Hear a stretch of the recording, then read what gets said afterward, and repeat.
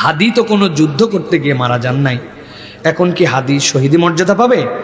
প্রিয় ভাইরা, আল্লাহ রাব্বুল আলামিন কোরআনে বলেছেন, যারা আল্লাহর রাস্তায় সরাসরি জিহাদ করে, কিতালে যায়, এরপরে মারা যায়, এরা হচ্ছে তাবাকাতান, শহীদের 1 নম্বর মর্যাদা, গ্রেড 1।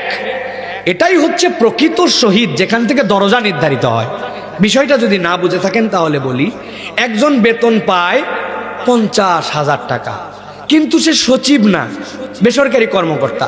তাকে একজন বলতেছে বেতনটা সচিবের র্যাঙ্কের, আসলে কি সে সচিব হয়ে গেছে? না, সচিবও 50,000 টাকা পায়, সেও পায়, সে হয়তো কোনো একটা কোম্পানিতে চাকরি করে, কিন্তু র্যাঙ্কটা বেতনের দিক দিয়ে সমান। তাহলে আল্লাহর জন্য যে ডাইরেক্ট জীবন দিয়ে দেয়, সামনাসামনি যুদ্ধ করে জীবন দিয়ে দিছে, ওই শাহাদতটা মর্যাদার দিক দিয়ে স্ট্যান্ডার্ড।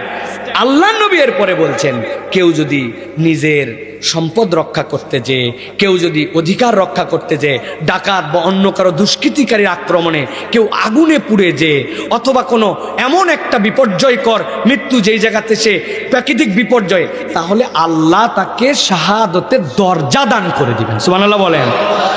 কিন্তু ওইটা আলাদা আর এইটা আলাদা। সেই হিসাবে বলবো, সে তো যুদ্ধ করতে যায় নাই, কিন্তু ইনসাফের পক্ষে ছিল, দ্বীনের পক্ষে ছিল, আল্লাহ রাসূলের পক্ষে ছিল, কোরআনকে পছন্দ করত, হাফেজে কোরআন ছিল, কোরআনের সিনার মধ্যে কোরআন ছিল।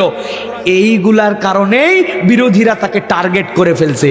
আধিপত্যবাদ বিরোধী, ভারতীয় আধিপত্যবাদ যারা আমাদেরকে খুবলায় খেতে চায়, তাদের বিপক্ষে কথা বলতো।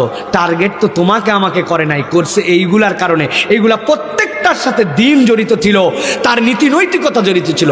এই হিসাবে হাদিকে আল্লাহ রাব্বুল আলামিন আশা করছি আমরা শাহাদতের মর্যাদা দান করবেন। আল্লাহ যেন কবুল করেন, বলেন আল্লাহুম্মা আমিন।